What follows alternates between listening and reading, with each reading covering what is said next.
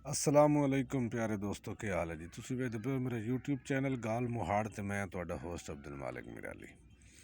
अच्छा जी, मैं तुहानूं दस्सेआ ही 24 तरीक की कॉल आई हुई है तरीके इंसाफ वालें दी, ते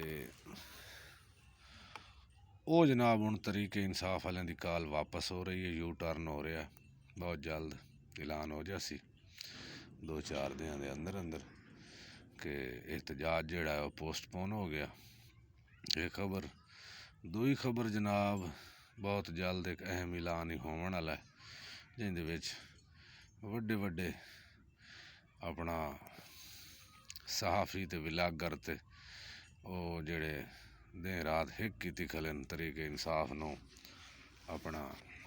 बेगुनाह साबित करने वास्ते, ते कोई 2500 मिसालां देंदे न, उन्हां दी शामत ही इंशाअल्लाह आई लो। ते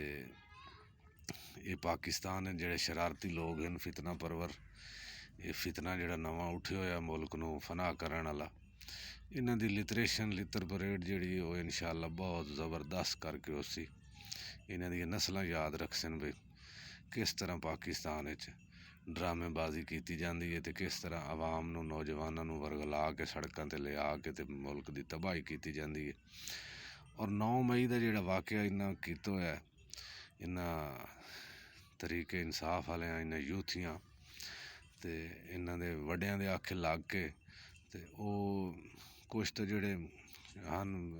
2-3 साल कैद वाले वो तो छुट गए, तो दोयां का जोड़ा हाल होंदा पिया वो खानदान तो इंशाअल्लाह माफ़ियां मंगसी ना कि असां इस अपना मिसा के रियासत मदीना वाले तो जोड़ा ना रज गए हैं, और इंशाअल्लाह जोड़े बाकी हालें तक नाल चंबड़े हो वो भी रज वैसन, उन्होंने रजावन का प्रोग्राम जोड़ा ना वो बिल्कुल बन गया। डंडा सर्विस लितर परेड